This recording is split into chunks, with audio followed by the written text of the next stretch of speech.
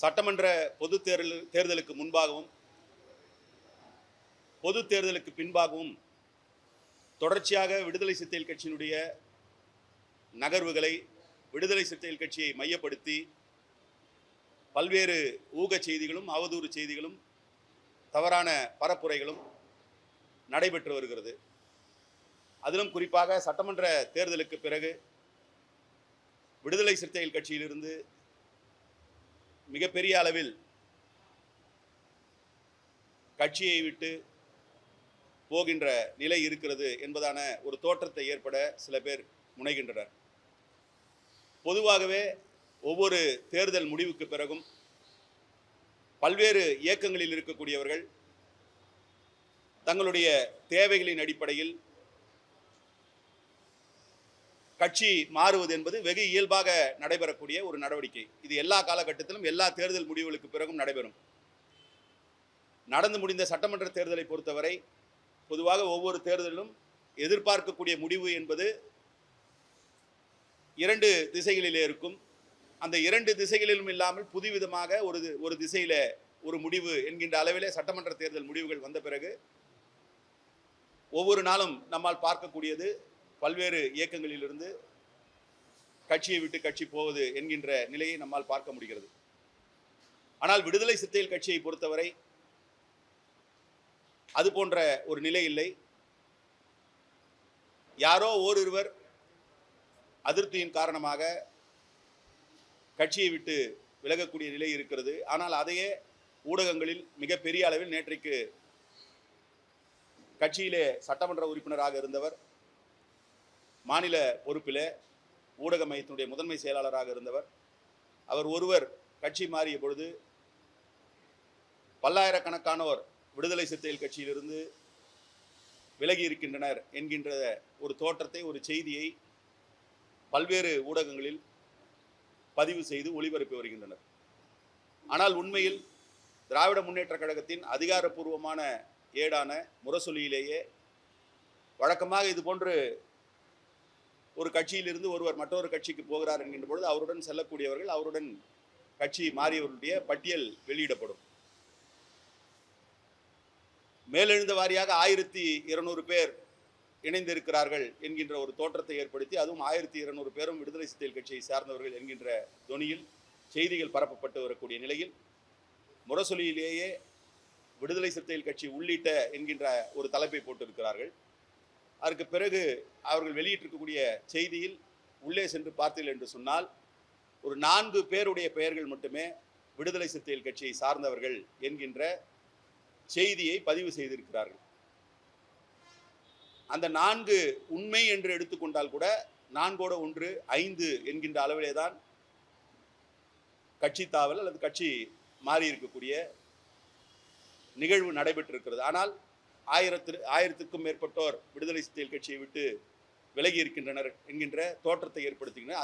அதிலேயும் கூட அந்த செய்தியிலே கூட கட்சியினுடைய செய்யூர் சட்டமன்ற உறுப்பினராக இருந்தவர், அவருடன் சென்றிருக்கக்கூடியவர்கள் சென்னையிலே இருக்கக்கூடிய 189வது வட்டம், 188வது வட்டம், 197வது வட்டம் குறிப்பிடப்பட்டிருக்கிறது. ஆக இது ஒரு தவறான செய்தியை பரப்பி வருகின்றனர் என்பது ஒன்று. மற்றொன்று, கட்சியை விட்டு விலகி இருக்கக்கூடிய முன்னாள் சட்டமன்ற உறுப்பினர் மதிப்புக்குரிய பாபு அவர்கள் கட்சியிலே இணைந்த பிறகு வெளியிலே வந்து செய்தியாளர்களை சந்திக்கின்ற பொழுது, செய்தியாளருடைய கேள்விக்கு பதிலளிக்கின்ற பொழுது பல்வேறு கேள்விகளுக்கு பதிலளித்துவிட்டு அவராகவே இன்னும் ஒன்றை சொல்கிறேன் என்று ஒரு செய்தியை பேசிவிட்டு சென்றிருக்கிறார்.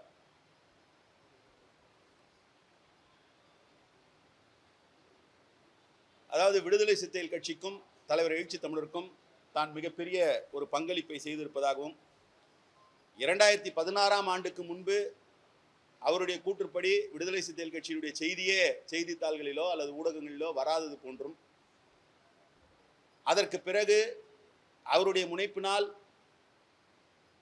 தொடங்கப்பட்ட அவருடைய கூற்றுப்படி அவருடைய முனைப்பினால் தொடங்கப்பட்ட வெளிச்சம் தொலைக்காட்சி வந்ததற்கு பிறகுதான் தலைவர் எழுச்சி தமிழரை பற்றியும் விடுதலை சிறுத்தைகள் கட்சியை பற்றியும் செய்திகள் ஊடகங்களில், உங்களை போன்ற ஊடகங்களில் 2016க்கு முன்பு உங்களை போன்ற ஊடகங்களில் பதிவு செய்யவில்லை என்பதாகவும், செய்தித்தாள்களில் செய்திகள் வருவதில்லை என்பதாகவும், அதற்கு பிறகுதான் வந்ததாக அவர் தெரிவித்திருக்கிறார். அதற்கு பிறகு 100% அனைத்து நிகழ்ச்சியிலும் லைவ் செய்திருக்கிறேன் என்றெல்லாம் சொல்லிவிட்டு, சேட்டலைட் உரிமை கம்பெனி என்னுடைய கம்பெனி அவர் சொல்லியிருக்கக்கூடியது, அவர் பேசியது. சேட்டலைட் உரிமை கம்பெனி என்னுடைய கம்பெனி. சேட்டலைட் கம்பெனிக்கும் விடுதலை சிறுத்தை கட்சிக்கும் எந்த தொடர்பும் கிடையாது. என்னுடைய சொந்த பணத்தில் வாங்கப்பட்ட சேனல் அது. இங்கே தான் வந்து ரொம்ப கவனமாக பார்க்கணும். சேட்டலைட் உரிமை சேனல். இதை வந்து அப்படியே நான் விட்டுட்டு போகிறேன்ற மாதிரியான ஒரு செய்தியை சொல்லிவிட்டு சென்றிருக்கிறார்.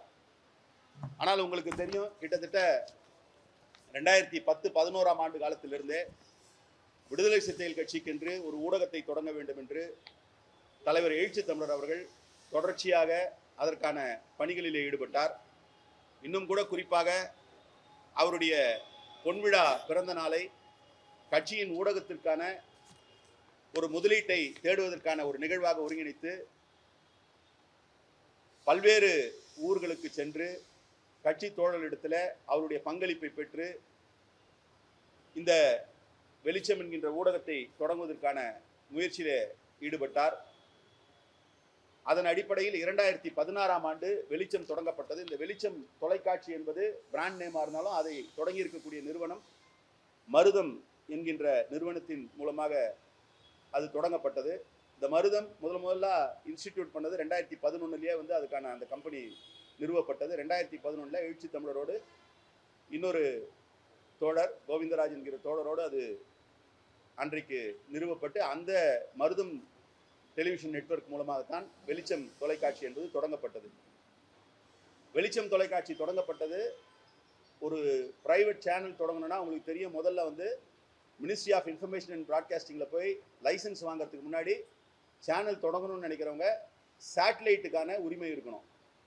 சேட்டலைட்டுக்கான உரிமை நேரடி உரிமையாக இருக்கலாம். சில நேரங்களில் அதற்கான ஒரு மாத தொகையோ அல்லது ஆண்டு தொகையோ செலுத்தி அந்த உரிமத்தை சேட்டலைட் வச்சிருக்கவங்ககிட்ட இருந்து வாங்கி அதை ஒளிபரப்ப முடியும்.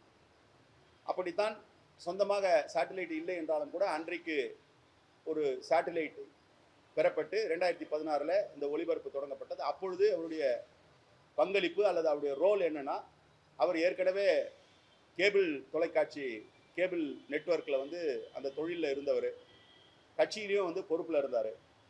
அப்போது சேனல் தொடங்குகிறோம் என்கின்ற போது அவர் தன்னுடைய அறிவை அல்லது அந்த தொழில் தொடர்பான தனக்கு இருக்கக்கூடிய விவரங்களை வைத்து உதவ முடியும் என்று அவராக வெளிப்படுத்திய பொழுது, கட்சி என்கின்ற பொழுது கட்சியில் இருக்கக்கூடிய பொறுப்பாளர்கள் அவர்களிடத்தில் இருக்கக்கூடிய திறனை கட்சியினுடைய நலனுக்காக, கட்சியினுடைய வளர்ச்சிக்காக பங்களிப்பாக தருகிறோம் என்கின்ற பொழுது அதை ஏற்றுக்கொள்கிறோம் என்கின்ற நிலையில் அன்றைக்கு அது ஏற்றுக்கொள்ளப்பட்டது. அப்படிதான் அவர் அதில் வந்தார். இங்கே கட்டட வேலை நடந்துட்டு இருக்கு. நான் ஒரு பொறியாளர், பக்கத்தில் இருக்கக்கூடிய இளஞ்சேகவரான ஒரு பொறியாளர். இப்போ தலைவர்கிட்ட வந்து இது மாதிரி கட்டட வேலை நடக்குது, நாங்கள் எங்களால் முடிஞ்சது நாங்கள் பண்ணுறோம் அப்படின்னா, நாளைக்கே வந்து இந்த கட்டடம் எங்களுதுன்னு சொன்னால் எந்த அளவுக்கு அது வந்து தவறான ஒரு நிலை இருக்குமோ, கிட்டத்தட்ட அந்த மாதிரியான ஒரு நிலையில் தான் இன்றைக்கு அவர் தெரிவித்திருக்கக்கூடியது. இது தொடர்பான ப்ரொஃபஷனல் டீட்டெயில்ஸ் எல்லாம் விரைவில் வெளியிடப்படும்.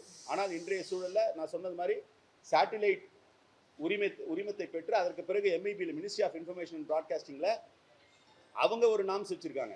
எம்ஐபியில் வந்து இந்த சேட்டலைட் உரிமத்தை பெற்று லைசன்ஸ் வாங்கும்பொழுது அதுக்கு ஒரு டெபாசிட் தொகை கட்டணும். இன்றைக்கி 5 கோடி, அன்றைக்கு 10 கோடியாக இருந்தது. அந்த டெபாசிட் தொகையை கட்டி அதற்கு பிறகு நீங்கள் வந்து இதற்கு தேவையான தளவாடங்கள் இதையெல்லாம் நிறுவனம். அவருடைய ரோல் எங்கே இருந்தது அப்படின்னா, அவர் வந்து கிளைம் பண்ணுற அளவுக்கு ஒட்டுமொத்தமாக அவர்தான் கிளைம் பண்ணுற அளவுக்கு இதில் ஒன்றுமே இல்லை. அவருடைய ஸ்டேக்ஸ் இருந்தது, ஒரு பங்களிப்பு இருந்ததா என்று கேட்டால் உண்மை, அதை யாரும் மறுக்க முடியாது. அவ்வளவுதானே தவிர இன்னைக்கு ஆனால் பொதுவெளியிலே பேசுகின்ற பொழுது ஏதோ இந்த கட்சிக்கும் தலைவருக்கும் அந்த சேனலையே அப்படியே கொடுத்துட்டோன்ற மாதிரியான ஒரு தோற்றத்தை ஏற்படுத்தி இருக்கிறார். இது மிக மிக தவறு.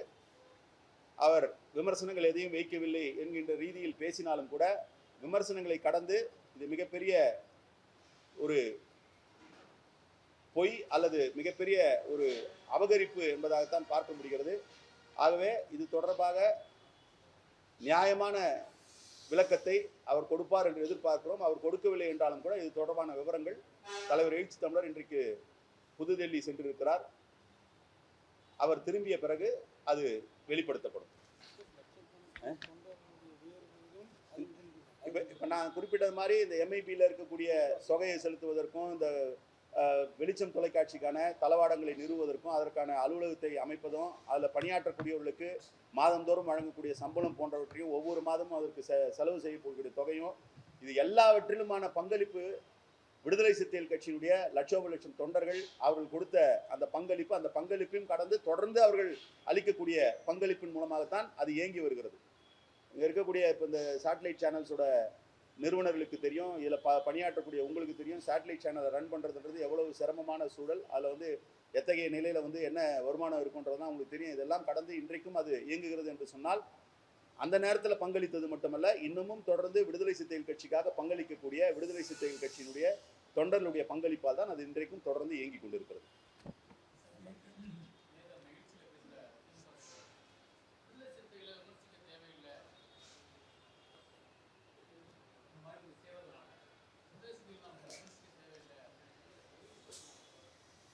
அதான் விமர்சிக்க தேவையில்லைன்றார். அதுக்கு என்ன விமர்சனம் இருக்குது? விமர்சிக்க தேவையில்லைன்னு அவங்க ஒரு நிலைப்பாடு எடுத்திருக்காங்க. அவ்வளோதான். அது ஒன்றும் பெருசாக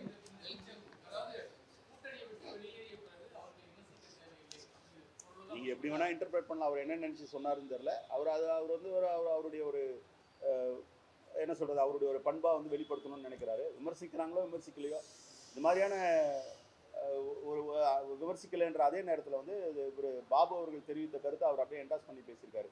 அது மாதிரி வெளிச்சம் தொலைக்காட்சியை வந்து வச்சிருக்காரு. அது அது அது தொடர்பான கூடுதல் விவரங்களை பெற்று பேசியிருக்கலாம் என்பதுதான் என்னுடைய கருத்து. ஏன்னா அந்த மாதிரி கிடையாது.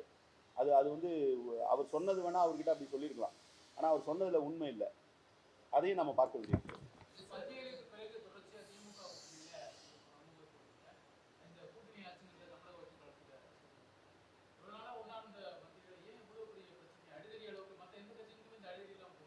இது என்ன உங்கள் பார்வையா? இல்லை அடிதடி என்ன அடிதடி இருக்குது? யாருக்கு அடிச்சாங்க? அது அங்கே இருக்கக்கூடிய அவங்க கட்சியில் இருக்கு. ஏன்னா அதை அவரே டிசோன் பண்ணியிருக்காரு. திமுகவினுடைய தலைவராக இருக்கக்கூடிய மதிப்புரிய தளபதி அவர்களே வந்து அதை டிசோன் பண்ணியிருக்காரு. அவர் ஆர்எஸ் ஆஃபீஸ்லேருந்து டிசோன் பண்ணி தான் வந்து இது மாதிரிலாம் பேசக்கூடாது. அது கட்சி தொண்டர்களுடைய சென்டிமெண்ட்டு. நீங்கள் வந்து திமுக தரப்பில் நீங்கள் இதை சொல்கிறீங்க, திமுக தரப்பில் காங்கிரஸோட வந்து கைகலப்பு ஏற்பட்டது. அது அது இதுக்கு முன்னாடி நடந்த சம்பவம். இது அங்கங்கே இருக்கக்கூடிய தொண்டர்களுடைய உணர்வுகளை வந்து வெளிப்படுத்துறத வந்து நம்ம வந்து அதிலெல்லாம் வந்து நீங்கள் ஒன்றும் பார்க்க முடியாது. கடந்த காலங்களையும் எல்லாம் நடந்திருக்கு. தமிழ்நாட்டில் வந்து எவ்வளோ காலகட்டத்தில் கூட்டணி தொடர்பான நிகழ்வுகள் நடக்கும்போது தொண்டர்கள் ரியாக்ட் பண்ணுறதை வந்து நீங்கள் வந்து தலைமைகளோடு பொருத்தி பார்க்க முடியாது. அப்படி தான் நீங்கள் பார்க்கணும்.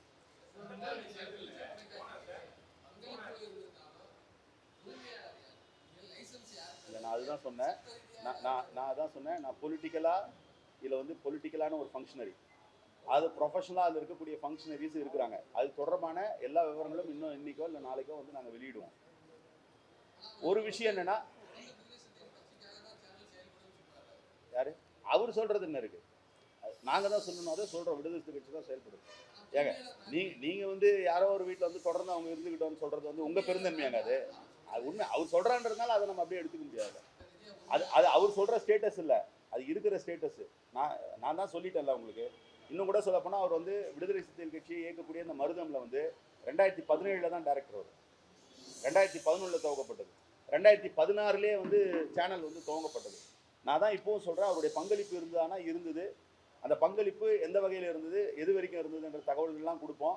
ஆனால் அவர் சொல்வது போல் அவர் அப்படியே விட்டுட்டு போயிட்டேன்னு சொல்கிறது. அதுதான் நான் சொல்கிறேன். அவர் பேசும்போதே வந்து என்ன பண்ணுறாருன்னா 2 வார்த்தையை கையாளுறாரு. ஒரு இடத்துல வந்து சேட்டலைட்டு நான் பெற்றிருந்தேன், இன்னொரு இடத்துல சேனல்ன்றாரு. சேனல்ன்றது வேறு, சேட்டலைட்ன்றது வேறு. சேட்டலைட்ன்றது உங்களுக்கு தெரியும், ஒரு பார்ட். அது சேட்டலைட் கிட்ட வந்து நம்ம அனுமதி இருந்தால் தான் நம்ம போய் எம்ஐபியில் போய் பர்மிஷன் கேட்க முடியும். சேட்டலைட்ன்றது வந்து அது ரொம்ப ரொம்ப ஸ்மாலர் பார்ட். அது ரொம்ப ரொம்ப சின்ன பகுதி. இப்போ நீங்களே ஒரு சேட்டலைட் வச்சுருக்கீங்க, எந்த சேனலும் ஆப்ரேட் பண்ணாமல் இருக்கீங்கன்னா, நான் ஒரு சேட்டலைட் தொடங்கினா உங்களோட ஒரு ஒப்பந்தத்தை போட்டு நான் வந்து சேட்டலைட்டை தொடங்கலாம். அது ஒரு பார்ட்டு தான். அந்த பார்ட்டில் வந்து அதுலேயும் அவருக்கு வந்து ஒரு பார்ட்டாக அந்த பார்ட்டு தான் இருக்குது பங்களிப்பு. அதனால தான் சொல்கிறேன். ஏன்னா இது வந்து ஒரு செய்தி வந்து கீழே வந்து எல்லா இடத்துலையும் பரவிட்டு இருக்கு. கட்சியில் இருக்கக்கூடிய தோழர்கள் எல்லாம் வந்து ரியாக்ட் பண்ணுறாங்க, இது மாதிரி எங்களுடைய பங்களிப்பு இருக்குன்னு. அதுதான் நான் சொல்லிட்டேன்.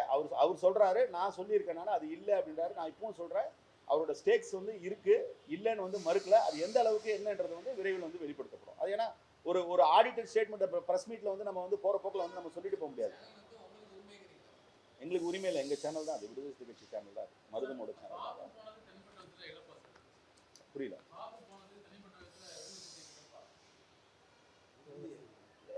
என்ன எழுத்து யார் இருப்பாங்க? கட்சி வந்து மென்மை கோன்ற மாதிரி இந்த அமைப்புல யார் வேணா வரலாம் போலாம். இன்னொரு விஷயத்தையும் சொன்னேன், இங்க இருந்து யார் போனாலும் போறவங்க வேணா ஒரு ஆள் போலாமே தவிர இந்த கட்சியினுடைய கட்டமைப்பு அந்த மாதிரி இருக்கு. அதிருப்தியை வந்து ஏற்படக்கூடியவங்க போனாலும் இந்த கட்சியினுடைய கட்டமைப்பு என்றைக்கும் வந்து உறுதியா இருக்கக்கூடிய ஒரு கட்டமைப்பு, எழுச்சி தமிழரை நம்பி இருக்கக்கூடிய கட்டமைப்பு. அதனால அது ஒன்றும் பெரிய இழப்பு காலத்துல வந்து இலைகள் உதிருங்க. இலையுதிர் காலத்துல இலைகள் உதிரும். இதனால வந்து செடிக்கு வந்து பாதிப்பான்னு கேட்கக்கூடாது. அந்த இலை உதிர்றதுனாலேயே அந்த செடி இன்னும் பலம் பெற்று பூத்து குலுங்கும்.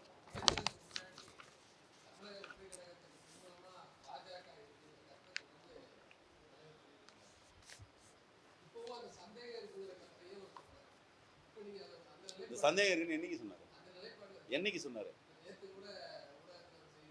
ஊடகத்துல செய்து அவர் சொன்னாரா? இல்ல நீங்க இதுக்கு நீங்க உங்களுடைய இல்ல நிலைப்பாடுல மாறி இருக்காங்கன்றத விட நீங்க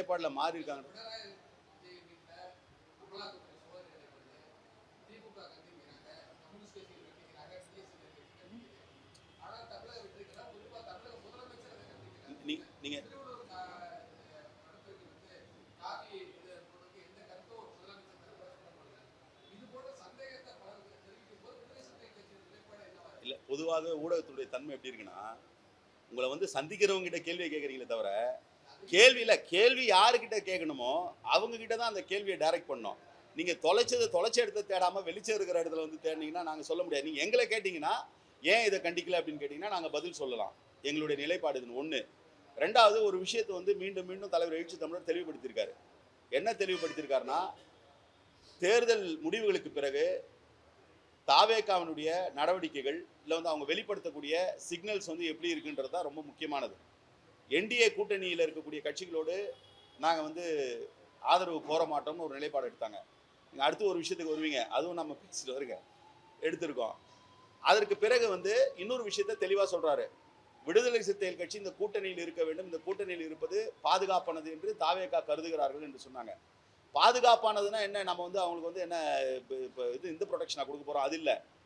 கருத்தியல் ரீதியான ஒரு பாதுகாப்பு. விடுதலை சிறுத்தைகள் கட்சியும் இடதுசாரிகளும் இருக்கிறது வந்து அவங்க எந்த வகையிலும் பாரதிய ஜனதா கட்சிக்கோ அல்லது வந்து ஆர்எஸ்எஸ்னுடைய கருத்தியலுக்கோ வந்து உடன்படாத ஒரு சூழலை வந்து ஏற்படுத்துவோன்ற நம்பிக்கையில் தான் எங்களை கூட வச்சுருக்காங்க. நீங்கள் அப்படி தான் பார்க்கணும். நாங்கள் இருக்கிறோன்னும் பொழுதே அதை என்ஷூர் பண்ணுற அளவுக்கு அங்கே இருப்போம்.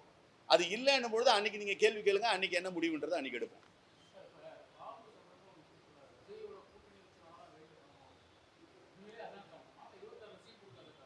இல்லை அது வந்து அந்த காரணத்தை அவர்கிட்ட தான் கேட்கணும். நான் தான் சொன்னேன் அதிருப்தி அப்படி இல்லைங்க. நீங்க என்ன நினைக்கிறீங்கன்றது எனக்கு எப்படி தெரியும்? தனி மனிதனா ஒருத்தர் நினைக்கிறது எப்படி எனக்கு தெரியும்? கட்சியுடைய நிர்வாக ரீதியாக உண்மையான காரணம் என்ன, அவர் வந்து தேர்தல் வேட்பாளர் அறிவித்ததுலேருந்து அவர் வரல. அவர் போனது வேணா இப்போ போயிருக்கலாம். நீங்க தான் அவர்கிட்டயே கேட்டணும். சரி ரைட்டு, அதிருப்தி இல்லை அப்படின்னா வந்து அவரோட வாதப்படி என்ன சொல்றாருன்னா, நான் வந்து இன்னைக்கு தான் வந்திருக்கேன், நான் தேர்தலுக்கு பிறகு தாவேகா கூட்டணிக்கு போனதுக்கு பிறகு தான் வந்து திமுகவில் சேர்ந்திருக்கேன்றாரு.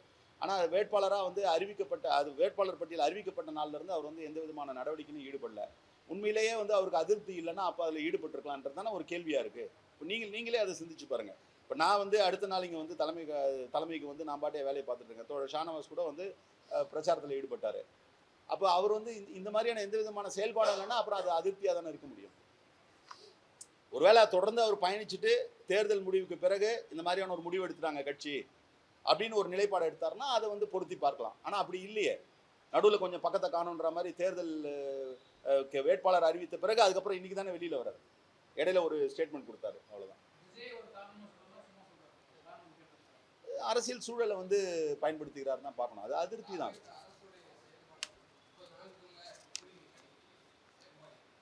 இல்லை இப்போ நானும் என்னோட பதிவுகள் போட்டிருக்கேன். எழுச்சி தமிழரும் பல நேரங்களில் வந்து கருத்துக்களை வெளிப்படுத்தியிருக்காரு. நம்ம சொன்னது மாதிரி இப்போ இந்த எம்எல்ஏக்கள் வந்து 3 பேர் ரிசைன்மெண்ட் வந்து தொடர்பாக கூட வந்து கட்சியின் சார்பாக வந்து தலைவர் எழுச்சி நம்ம கருத்து சொல்லியிருக்காரு. அவருடைய செயல்பாடு அப்படின்னு பார்க்கும்போது நிர்வாக ரீதியான செயல்பாடுகளை இன்னும் கொஞ்சம் டியூன் பண்ண வேண்டியது இருக்குது. அதில் ஒன்றும் மாறுபட்ட நிலையில் குறிப்பாக வந்து மின்சாரம் தொடர்பான பிரச்சனைகளில் வந்து இப்போ ரெவ்யூ மீட்டிங்லாம் நடத்திட்டு இருக்கிறதா சொன்னாங்க. சமீபத்தில் வந்து மின்துறையினுடைய செயலர் மதிப்புக்குரிய ராதாகிருஷ்ணன் ஐஏஎஸ் அவரோட பேட்டி கொடுத்தாரு. அது எங்கே அவர் குறிப்பிடுற மாதிரி என்னன்னு கேட்டிங்கன்னா வந்து சில இடங்களில் வந்து மெயின்டெனன்ஸ் ஃபெயிலியர் இருக்குது அப்படின்ற மாதிரி சொல்கிறாங்க. இதெல்லாம் கடந்த காலங்கள்லேயும் இருந்தது. கடந்த காலங்கள்லேயும் வெயில் இருந்தது. கடந்த காலங்கள்லேயும் இது மாதிரியான கோடை காலத்தில் ஏற்படக்கூடிய கூடுதல் மின் தேவையை வந்து ஈடுகட்டுவதற்கான நடவடிக்கைகள் எடுக்கப்பட்டது. அதனால் இது வந்து அதிகாரிகள் வந்து இன்னும் கொஞ்சம் கவனம் செலுத்தி இதை செய்யணும். இந்த அதிகாரிகளை முடுக்கிவிடக்கூடிய பொறுப்பு வந்து அரசுகிட்ட இருக்குது. அதில் ஒன்றும் மாற்று கருத்து இல்லை. அதே மாதிரி சட்டம் ஒழுங்கு தொடர்பாகவும் இன்னும் கொஞ்சம் கடுமையான நடவடிக்கைகள் எடுக்கணும். முதலமைச்சர் வந்து இன்னும் மாவட்ட ஆட்சித்தலைவர்களை சந்திக்க வேண்டிய ஒரு கூட்டத்தை போட வேண்டியது இருக்குது. நான் என்ன புரிஞ்சுக்கிறேன்னா, இன்னும் வந்து முழுமையான அளவில் வந்து அதிகாரிகளுடைய பணிமாற்றம் அது போன்ற விஷயங்கள் நடக்கலைன்றாங்க. இருந்தாலும் இன்றைக்கு இருக்கக்கூடிய சூழலை கருத்தில் கொண்டு உடனடியாக அது தொடர்பான நடவடிக்கைகளை முடிக்க விட வேண்டும். அதில் ஒன்றும் எந்த விதமான மாறுபட்ட கருத்தும் இல்லை. இன்னும் கொஞ்சம் வேகப்படுத்தணும்.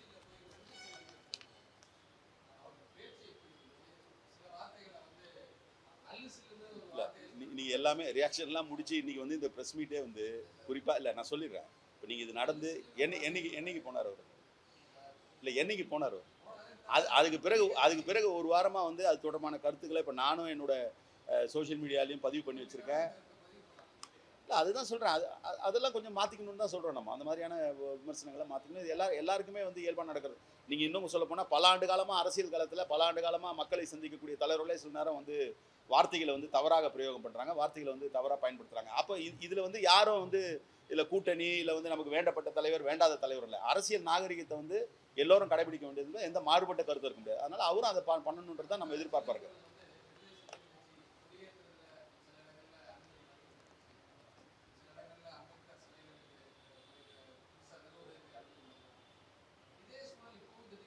இல்லை, அதுதான் அன்றைக்கி உடனடியாக வந்து அன்றைக்கி வந்து கட்சியினுடைய பொதுச் செயலாளர் ரவிக்குமார் வந்து ஒரு பத்திரிகையாளர் சந்திப்பு செஞ்சார். அதே நிலைமை நீடிக்குதுன்றதை விட கவர்னன்ஸ் இருக்கக்கூடிய ஏற்கனவே நாங்கள் சொல்லும் பொழுதும் அப்போவும் நீங்கள் என்ன சொன்னீங்க, நீங்கள் வந்து அரசை வந்து குற்றம் சொல்ல மாட்டீங்க. திமுக அரசில் வந்து சேலத்தில் இப்போ நடைபெற்ற பொழுது இது வந்து அங்கே இருக்கக்கூடிய அதிகாரிகளுடைய நடவடிக்கை, இல்லை வந்து அதிகாரிகள் வந்து ஆட்சி மாறினாலும் காட்சி மாறலன்ற நிலைமைக்கு அதிகாரிகள் தான் காரணம், அவங்களுடைய இன்ஃப்ளூயன்ஸ் தான் அது நடந்ததுன்னு சொன்னோம். அப்போவும் என்ன மாதிரியான குற்றச்சாட்டை முன் வச்சிங்கன்னா, நீங்கள் வந்து அரசை வந்து ஆளுகின்ற அரசுக்கு வந்து கூட்டணியில் இருக்கிறீங்க, நீங்கள் வந்து அரசை சொல்ல மாட்டீங்கன்னு.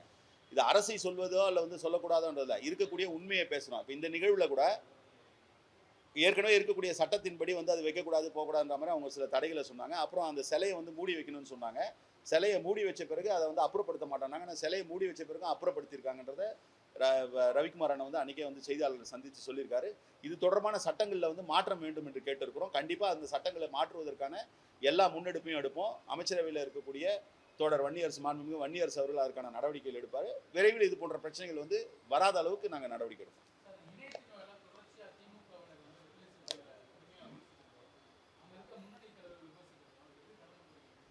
இது நீங்கள் ஒரு விஷயத்தை வந்து புரிஞ்சுக்கணும். இது இணையத்தில் வந்து ஒரு கட்சியினுடைய தலைவர் படத்தையோ அல்லது வந்து கட்சி வந்து இப்போ நாங்கள் இருக்கோன்னா அம்பேத்கர் படத்தை போட்டு ஒருத்தர் எங்களுக்கு ஆதரவான கருத்து எழுதுனா அவர் வந்து கட்சிக்காரன் கிடையாது. இது எல்லா கட்சிகளுக்கும் பொருந்தும். கட்சி பொறுப்பாளர்கள்னா வந்து அது மாதிரி இருந்ததுன்னா நடவடிக்கை எடுப்போம். அந்த மாதிரி சமீபத்தில் கூட நடவடிக்கை எடுத்துருக்குறோம். ஆமாம்மா, அதான் இப்போ நாங்கள் எடுத்திருக்க மாதிரி ரெசிப்ரோகேஷனாக அது போன்ற கட்சிகளும் எடுக்கணும்னு தான் எதிர்பார்க்குறோம். கட்சி பொறுப்பாளர்களாக இருக்கக்கூடிய அது போன்ற கருத்துக்களை, தவறான கருத்துக்களை, கொச்சையான கருத்துக்களை, அநாகரிகமான கருத்துக்களை பதிவு செய்து இது வந்து எல்லாருமே வந்து ஒரு என்ன சொல்கிறது, ஒரு நல்ல அரசியலை முன்னெடுக்கணும்னு நினைச்சோம்னா நம்ம அதெல்லாம் பண்ண வேண்டிய தேவை இருக்கிறது. ஏன்னா இன்றைக்கு இருக்கக்கூடிய காலகட்டத்தில் குறிப்பாக சமூக ஊடகத்தில் யார் வேணால் எழுதலாம், எந்த அடையாளத்தோடு வேணால் எழுதலாம். நான் வந்து என்னோட ஐடியில் வந்து நான் யாருன்னே தெரியாமல் என்னால் வந்து போட முடியுது. அதனால் இது ரொம்ப கவனத்திற்குள்ள கொள்ள வேண்டிய ஒரு விஷயம். எந்த அரசியல் கட்சியாக கண்டிப்பாக திமுக தலைமை மட்டும் இல்லை, எந்த கட்சியை சார்ந்தவர்கள் இது போன்ற செயல்பாடுகளில் ஈடுபட்டாலும் அந்தந்த கட்சி தலைமையில் அது மீது நடவடிக்கை எடுக்கணும் என்பது தான் இருக்கிற யதார்த்தம்.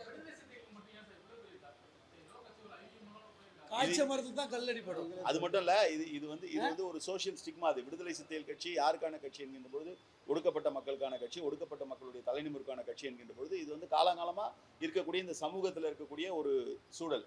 நீங்கள் அதுதான் வந்து இதுலேயும் பிரதிபலிக்குது. ஒரு கட்சியாக வரும்போது அதான் பிரதிபலிக்குது. அது இருக்க தான் செய்யும். அதெல்லாம் ஓவர் கம் பண்ணுறதுக்கு, அதெல்லாம் மாற்றுவதற்காக தான் வந்து காரணம் ஒன்று. அதான் சமூக சூழல் தான் காரணம், வேற ஒன்றுமே இல்லை. அதை மாற்றணுன்றது தான் நம்மளுடைய போராட்டம்.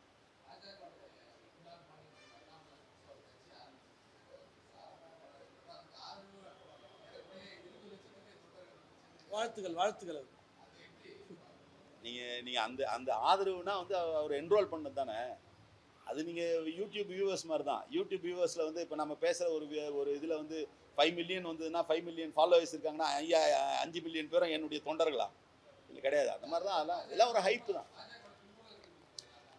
இருக்குன்ற மாதிரி தான் அவருடைய நடவடிக்கைகள். ஏன்னா நீங்கள் ஒரு கட்சியிலேருந்து போகிறவங்க வெளிப்படையாக ஒரு அறிக்கை, அதுவும் அவருக்கு இருக்கக்கூடிய மீடியா லைம் லைட்டுக்கு வந்து அவர் ஒரு அறிக்கை கொடுத்தாருன்னா கட்சி விட்டு போயிட்டாருன்னு தெரிய போகுது. ஒரு கட்சி விட்டு போகிறேன், நாங்கள் போய் மோடி அவர்களை சந்திக்கிறேன், அமித்ஷா அவர்களை சந்திக்கிறேன்றதும், அவர் போயிட்டு வந்த பிறகு ஒரு 2 நாள் கழிச்சு வந்து அவங்க ஒரு அறிக்கை கொடுக்குறதும், இதெல்லாம் வந்து அவங்களுடைய பின்புலம் இல்லாமல் வந்து அவர் வந்து செயல்பட முடியாதுன்றதுக்கான ஒரு ஒரு ஒரு சமிகைகள் தான். நீ உறுதியாக வந்து பிஜேபியினுடைய பின்புலம் இருப்பதாகத்தான் வந்து நமக்கு தெரியுது. அவருடைய ஆக்டிவிட்டீஸை பார்க்கும்போது அந்த செயல்படக்கூடிய தன்மையை பார்க்கின்ற போது பாரதிய ஜனதா கட்சியினுடைய தூண்டுகோல் இருக்கிறது என்பதை தான் பார்க்க முடியும். தேங்க்யூ.